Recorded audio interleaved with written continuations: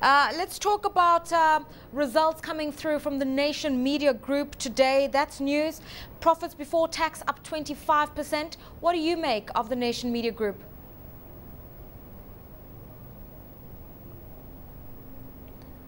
Yes, the half-year returns from Nation Media Group are very robust and looking very positive. We hope that this could be sustained throughout this second half of the year, especially as we gear up for an election period whereby a lot of spending is expected and a lot of actually purchasing of their core product, which is the newspaper division. We expect that to have a very positive second half of the year.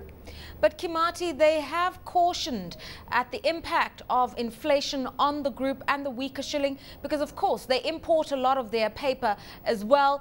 And consumers, I know, keen on finding out what's happening politically, not necessarily prone to buying newspapers en masse. So that's something that they're a bit worried about.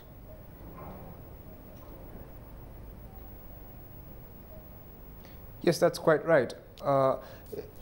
For the Nation Media Group, the alternatives are really all over the place in that although the newspaper division is the key earner, the electronic platform is increasingly, the news source of the day. So going out, the risk is out there for any investor trying to looking at the media space.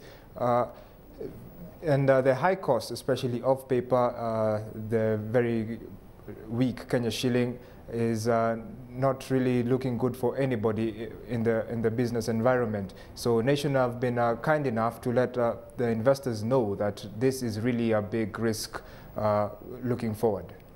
All right, let's talk about Barclays and their results. Profits after tax down 1.9%.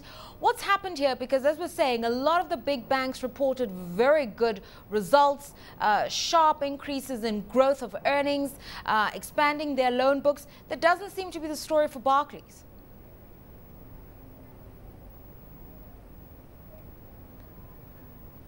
Yes, the Barclays this time round, it looks like their rather conservative play has kind of beaten them in that we've seen very, very robust earnings from the more aggressive players, Equity Bank, Cooperative Bank, and the like. But Barclays, we've seen, not up to par expectations in the market as far as those results are concerned. But looking into them, the loan book interest income has kind of decreased slightly, and also the government securities in terms of trading income has also declined slightly, mainly because of Q1 performance. But looking forward, we expect that the staff rationalization they took up at the beginning of the year will really come into their books and bolster this performance we've seen. How are banks going to be affected going forward? Because we do know obviously there's inflation which will have a direct impact on interest rates. But secondly, the CBK very intent on tightening liquidity through its bank rates on the interbank market. So the macro conditions are changing.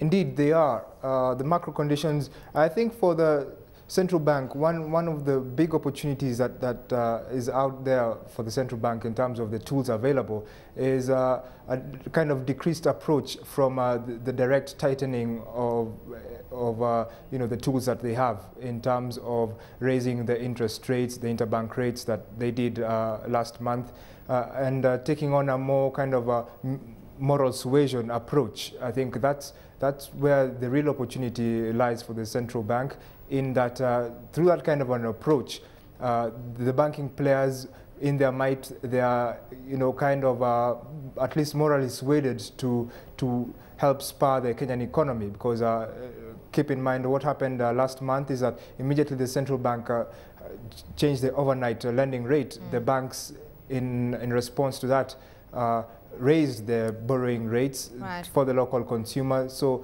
that really was just spurred on towards and piled upon the local consumer of the financial services. So in effect, the economy really stood to suffer in that. That's why we saw the quick turnaround from the central bank, bringing back down the overnight lending rates to the core rate of 6.25%. And I really hope that the central bank takes on a different approach as opposed to direct tightening.